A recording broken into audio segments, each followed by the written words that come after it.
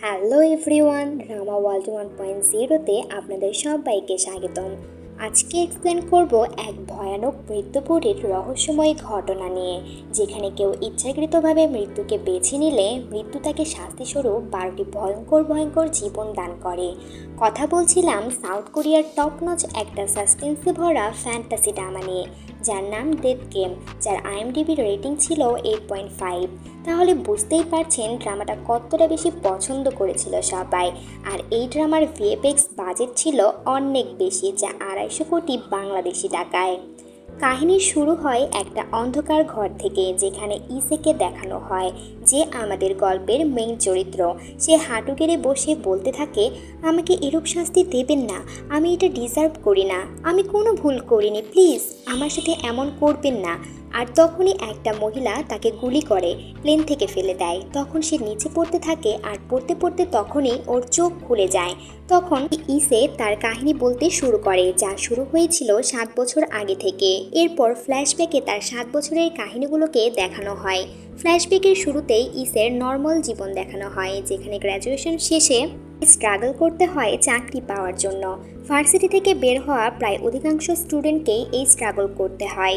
ইসে চাকরির ইন্টারভিউ দিতে যাচ্ছিল, এমন সময় তার সামনেই এক লোকের অ্যাক্সিডেন্ট হয়ে যায়, যার কারণে ইসে অনেক ভয় পেয়ে যায়। আর এই ড্রামা নিয়েই সে যায় ইন্টারভিউ দিতে, তাই তার মাথায় শুধু সেই ঘটনাগুলোই ঘুরপাক খাচ্ছিল।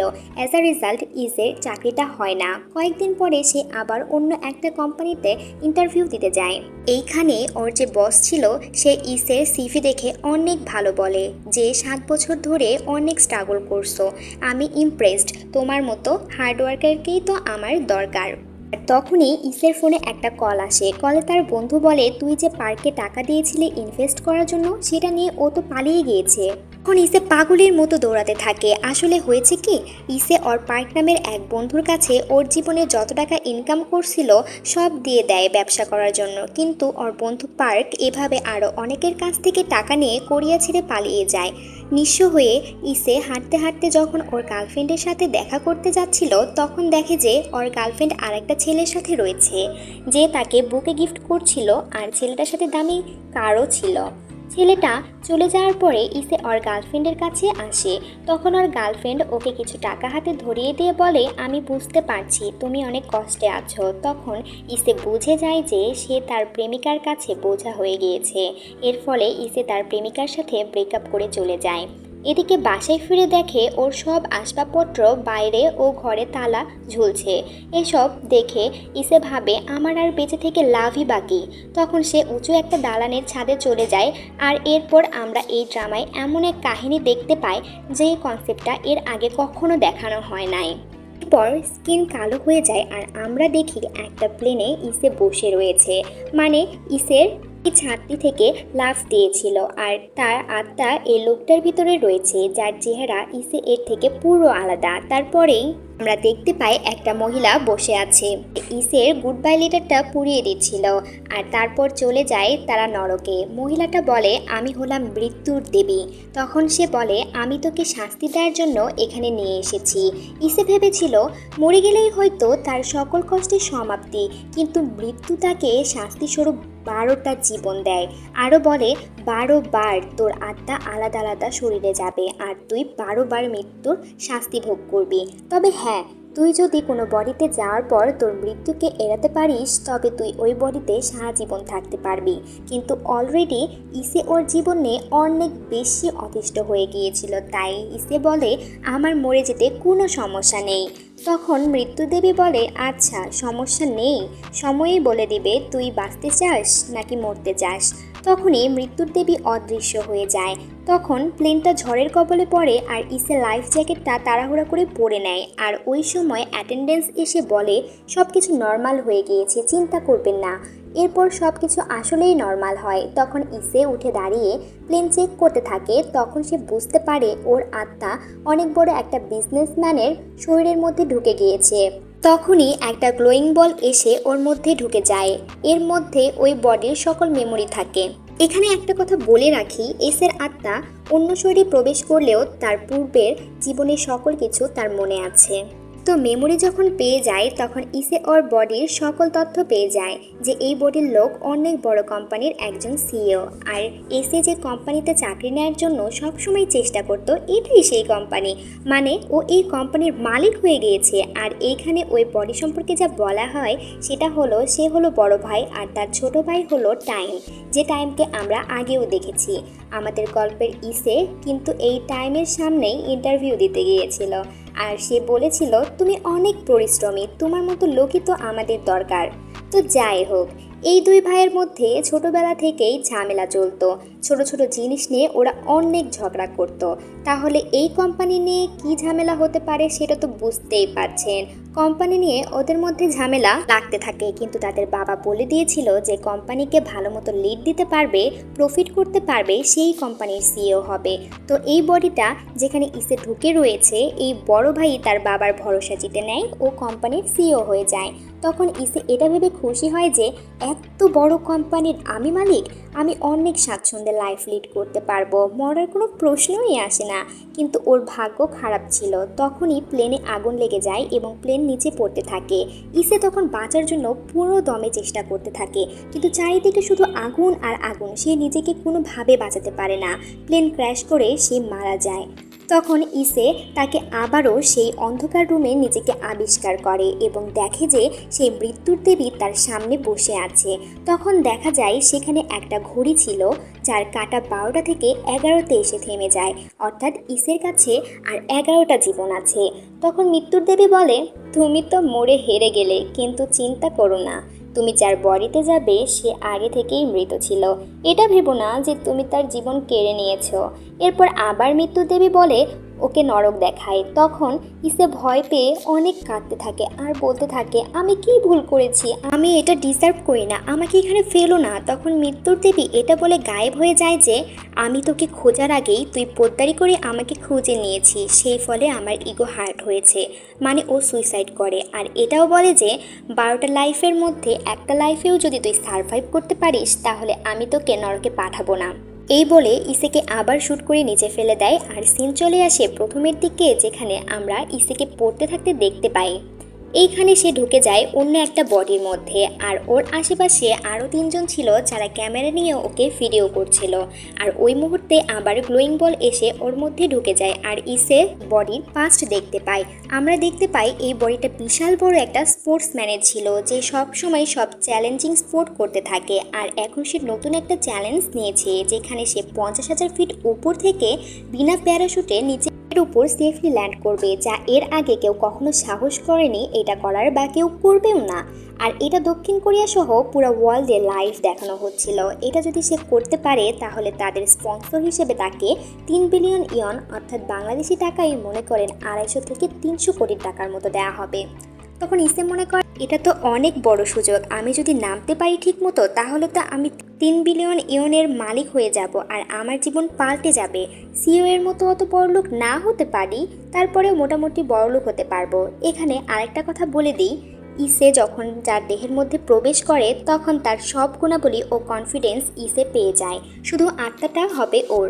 এরপর ইসে অনেক কনফিডেন্স নিয়ে নিচে নামতে থাকে, একটুর জন্য নেটটা মিস করে। এইভাবেই ইসের দ্বিতীয়বার মৃত্যু ঘটে। এরপর ইসে আবার সেই অন্ধকার নরকে চলে আসে, যেখানে মৃত্যুর দেবী তাকে কিছু বলে এবং তৃতীয় লাইফ দেয়। এই লাইফটা অনেক বেশি এক্সাইটিং ছিল। সে কোরিয়ান হাই স্কুলে পড়া একটা ছেলের দেহে প্রবেশ করে এবং সেখানে সে ক্লাসে বসেছিল, তখন দেখে একটা বেকুব ক্লাসমেট সেই উপর থেকে পড়ে যাওয়া স্পোর্টসম্যানের ভিডিও দেখছিল আর হাসছিল। তখন সে বুঝতে পারে এই সব কিছুই রিয়েল লাইফে ঘটছে তার সাথে, যেটার ইম্প্যাক্ট বাস্তব দুনিয়াতেও পড়ছে। ওই সময়ে গ্লোয়িং বলটি ওর মধ্যে ঢুকে যায় আর টিনেজারের পাস্ট মনে পড়ে যায়। টিনেজার এর বয়সে যখন 5 বছর তখন তার বাবা মারা গিয়েছিল আর তার মা অনেক কষ্ট করে তাকে পড়িয়েছে, এত বড় করিয়েছে। আর এই টিনেজ ঠিক করে নিয়েছিল যে অনেক বড় হবে এবং তার মাকে প্রাউড ফিল করাবে, কিন্তু দুর্ভাগ্য স্কুলে ওকে প্রতিনিয়ত বুলিংয়ের শিকার হতে হয়। ওকে প্রচুর মারা হতো, টাকা পয়সা কেড়ে নেওয়া হতো, মাথায় পানি ঢেলে দেওয়া হতো। এভাবেই ওর জীবনটা পুরো নরক হয়ে গিয়েছিল, কিন্তু ওর মাকে ও কখনো কিচ্ছু বলেনি। এই জন্যই এই টিনেজার আত্মহত্যা করেছিল। আর তখনই ইসের আত্মা তার মধ্যে প্রবেশ করে।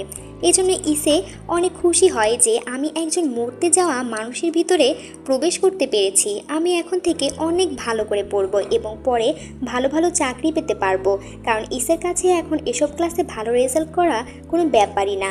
এসব ভেবে ইসে যখন খুশি হয় তখনই জিন আসে, যে এই ছেলের লাইফের ভিলেন ক্যারেক্টার। তখন জিন বলে, যাহ বেটা, আমার জন্য পানি নিয়ে আয়। কিন্তু ইসে না করে দেয়, কারণ সে তো আর আগের ছেলেটা নেই। তখন ইসে যারা ওকে বুলি করতো সবাইকে আচ্ছা মতো কেলিয়ে বলে, আমার সাথে আর পাঙ্গা নিতে আসবি না। আর তখনই টাইসাক নামে এক ছেলে আসে। টাইসাক একটা শক্তিশালী ছেলে, আর পুরো স্কুল ওকে দেখে ভয় পেত। টাইসাক ইসেকে মারে আর সবাই মিলে ওকে ধরে থাকে যেন জিন ওকে মারতে পারে। তখন পুরো ক্লাসের সবার নজর ছিল ওদের দিকে। তখনই টিচার ক্লাসে চলে আসে। মারার পরেও ওদের যেন রাগ কমেনি। ক্লাস শেষে জিন ও তার সাঙ্গপাঙ্গরা ইসেকে অনেক মারে। এই সময় এক মেয়ে আসে যে আবার নাকি জিনের ক্রাশ। জন্য জিন ওকে দেখে আর মারতে পারে না এবং তার সাঙ্গপাঙ্গকে নিয়ে চলে যায়। পর সে যখন বাড়িতে আসে তখন ওই টিনেজারের ঘরে যায় এবং দেখে ঘরে ওর মায়ের নোটস পড়ে আছে, যেখানে লেখা আছে, অমুক জায়গায় তোর জন্য খাবার রেখেছি, খেয়ে নিস, আমি কাজে থেকে দেরি করে আসব। এই সময় ইসের ওর নিজের মায়ের কথা মনে পড়ে যায়, যে ওর মা ওর জন্য খাবার তৈরি করে কাজে চলে যেত, সারাদিন রাত অনেক পরিশ্রম করত, আর এভাবেই কত কষ্ট করে ভরণ পোষণ করেছে। এটা ভেবেই সে অনেক ইমোশনাল হয়ে পড়ে। পরের দিন আমরা দেখি স্কুলের টয়লেটে ইসে সাহস করে টাইসাক বলে যে, টাইসাক, তুই তো বেশি শক্তিশালী, তুই জিনকে কেন ভয় পাস? তুই জিনের আন্ডারে কেন থাকিস? তুই কেন লিডার হোস না? কারণ এটাই মানা হয় যেই বেশি শক্তিশালী সেই লিডার হয়। টাইসাক তখন বলে, জিনকে যে লিড দেয় সে হচ্ছে লোকাল বড় একটা গুন্ডা, সে অনেক সিনিয়র আর ভয়ঙ্কর, জিন ওর গ্যাং রয়েছে, এই জন্য জিনের আন্ডারে আমাদের থাকতে হয়। আর আমি যদি জিনকে কিছু বলি বা লিডারশিপ কেড়ে নিতে চাই তাহলে বড় গুন্ডা এসে আমাকে মেরে ফেলবে। লাঞ্চের সময় আমরা দেখতে পাই জিন আবার ইসেকে মারে আর বলে, যা শালা, আমার জন্য খাবার নিয়ে আয়। তখন ইসে উঠে ওর খাবারগুলো মাথায় ঢেলে দেয় আর হাসতে হাসতে চলে যায়। তখন টাইসাককে বলে, যা শালা কুত্তা, ওকে ধরে নিয়ে আয়। তখন টাইসাক বলে, আমি খাবার খাবো, তুমি গিয়ে তোমার মুখ ধুয়ে নাও, পরে দেখা যাবে, আর পারলে নিজে করে নাও। এটা দেখে যতগুলো বাচ্চা ছিল যাদের জিন ডোমিনেট করতো সবাই হাসতে শুরু করে। জিনের এইখানে ব্যাপক বেজ্জতি হয়ে গিয়েছে। এইখানে আমাদের একটা ফ্ল্যাশব্যাকে দেখানো হয় যেখানে ইসে টাইসাককে বলে, মানে বাথরুমে, তুমি আমার আর জিনের ব্যাপার থেকে দূরে থাকবে, আমার কাছে খুব ভালো একটা প্ল্যান রয়েছে, তুমি দেখো, স্কুলের লিডার তুমিই হবে, খালি আমার কথা শোনো আর আমি যা বলবো তা চুপ করে শুনে যাবে। যাই হোক, জিন এত বড় অপমান সহ্য করতে না পেরে সে স্কুলের বাইরে সিনিয়র গুন্ডার কাছে যায় আর বলে, আমাকে সাহায্য করুন, স্কুলের একটা ছেলে আমাকে বিরক্ত করছে। তখন ওই সিনিয়র করে কি, ওর গুন্ডা পান্ডা নিয়ে মারার জন্য স্কুলে আসে। তখন ইসে এর সাইজ দেখে আর ওর চেহারা দেখে ওই সিনিয়র গুন্ডা ভ্যাবাক চেকা খেয়ে যায় আর বলে, ও তো একটা পিচ্চি বাচ্চা। তখন ইসে বলে, আমার মতন পিচ্চির কাছেই জিন মার খেয়েছে। এটা শুনে সিনিয়র গুন্ডা রেগে যায় আর জিনকে বলে, শালা কুত্তা, এই পিচ্চির কাছে মার খেয়েছিস আর ভয় পাচ্ছিস নিজে মারতে? আমাকে তুই এখানে ডেকে নিয়ে এসেছিস এই পিচ্চিকে মারতে? তোর মতন ভীত তো আমি একটাও জীবনে দেখিনি।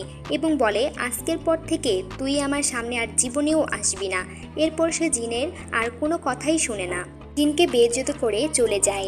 ইসে তখন জিনকে নিয়ে অনেক টিটকারি করে। জিন রেগে তখন ইসেকে মারতে আসে। তখনই আসে টাইসাক এবং জিনকে কেলিয়ে দেয়, কারণ অনেক আগে থেকে জিনের উপর টাইসাকের রাগ ছিল, গ্যাংয়ের জন্য কিছু বলতে পারতো না।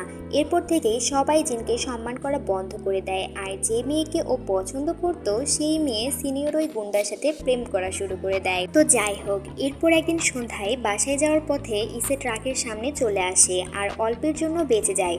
তখন খুশি হয় যে, ইস, এই লাইফটাও গিয়েছিল, প্রায় অল্পের জন্য বেঁচে গেলাম। তখন জিন যে ওর পিছনে ছিল সেটা ইসে জানতো না। জিন ইসেকে ইট দিয়ে ততক্ষণ পর্যন্ত মারতে থাকে যতক্ষণ পর্যন্ত ইসে না মরে, আর এইভাবেই তার দ্বিতীয় লাইফেরও সমাপ্তি ঘটে। সে পুনরায় আবার অন্ধকার নরকে ফিরে যায় আর মৃত্যুর দেবী তাকে চতুর্থ লাইফ দেয়। আজকের গল্প এইখানেই শেষ। বাকি লাইফগুলো আরও অনেক বেশি ইন্টারেস্টিং। বাকি লাইফগুলোতে কী হতে চলেছে সেটা জানতে সাবস্ক্রাইব করে আমাদের সাথেই থাকুন।